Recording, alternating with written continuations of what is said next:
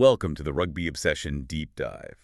And right off the bat, before we get into the absolute thick of today's topic, Yeah. I want to remind you to subscribe to the Rugby Obsession YouTube channel and newsletter from the link in description. Yeah, you don't want to miss the updates we've got coming this season. Seriously.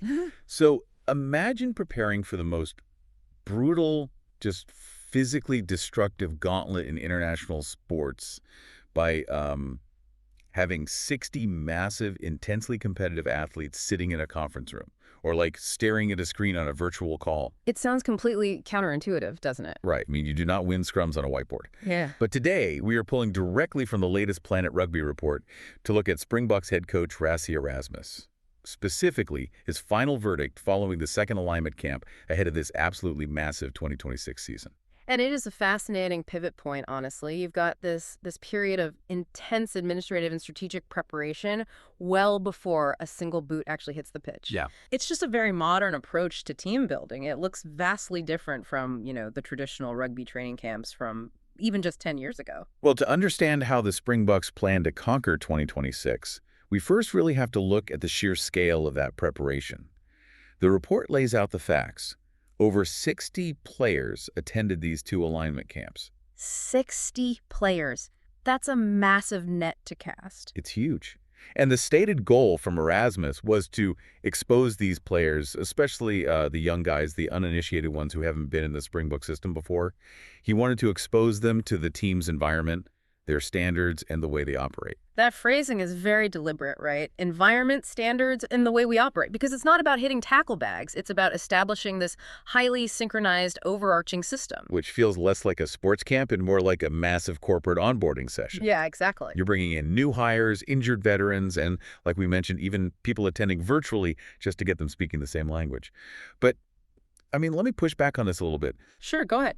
Is bringing in 60 guys, some just dialing in virtually, actually effective for such a physical sport?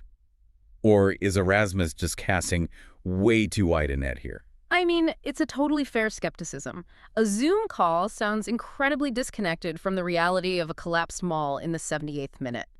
But if we break down the mechanics, it's actually brilliant inclusivity. Erasmus wants to ensure a quote-unquote fair start for everyone. Okay, but what does a fair start actually look like in practice? Well, instead of hitting tackle bags, they are dissecting tape, They are learning the highly specific vocabulary that Erasmus and his staff use. Think about a young player getting called up for the first time. They are terrified. Right, they're just trying not to mess up. Exactly. They spend their first 2 weeks just trying not to step on anyone's toes. By bringing them in now, along with integrating guys on different injury timelines, he's building cultural comfort. It's not about physical practice yet. It's about mental alignment. He's future-proofing the squad for the 2027 World Cup. So they aren't burning mental energy on mere survival and assimilation when the actual high-performance training starts. I get that. But having a great onboarding session and feeling comfortable in a meeting room is very different from delivering under pressure. Oh, absolutely. Which brings us to Erasmus's own reality check. But before we dive into his exact quote, I want to quickly ask you to subscribe to the Rugby Obsession YouTube channel and newsletter from the link in description. Okay, so highlighting Erasmus's pragmatic quote from the report. Right. What did he say? He says, every year after an alignment camp, we say we are happy with where we are currently, but I guess it will only be clear when we start playing. It's easy to talk now. Obviously, it'd have to translate onto the field. It's easy to talk now. I love that. But I have to ask, is this just classic coach speak? Tempering expectations so the media doesn't get too hyped? Or does this reveal a genuine anxiety about the gap between theory and execution? I don't think it's coach speak at all. I mean, this mindset is crucial. Erasmus acknowledges that the camps achieve their specific goals, like getting guys comfortable and integrating the coaches. Right. But he remains ruthlessly objective. A strong culture only matters if it actually translates to on-field execution. Checking off the boxes in a meeting room doesn't win a single breakdown. No, it doesn't. And highlighting this really shows off his grounded leadership style. Well, and that on-field translation is going to be tested immediately because the Springboks are staring down one of the most grueling international calendars imaginable. Let's detail this brutal upcoming schedule from the report. Yeah, let's walk through it because it is staggering. June 20th, first game against the Barbarians. And South Africa A is playing Zimbabwe on the exact same day. So you essentially need 2 full teams operating simultaneously right from the start. Exactly. Then July hits. It's the nation's championship home tests. They have England on July 4th in Joburg, Scotland on July 11th in Pretoria, and Wales on July 18th in Durban.